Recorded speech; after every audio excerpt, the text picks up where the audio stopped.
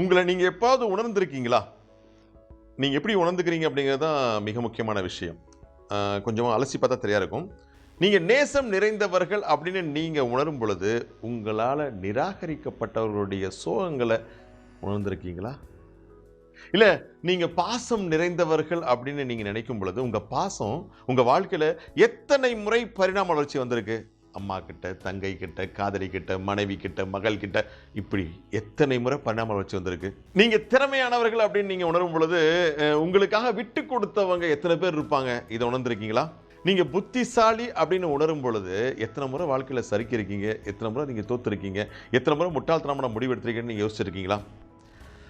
நீங்க வெற்றியாளர்கள் அப்படின்னு நீங்க உணர்ந்தீங்க அப்படின்னா எப்பவுமே வெற்றியாளரா அப்படிங்கிற ஒரு கேள்வி வரும். உங்கள் வெற்றிக்கு எத்தனை பேர் தன்னையே விலை கொடுத்துருக்காங்க அப்படிங்கிறது தெரியும்.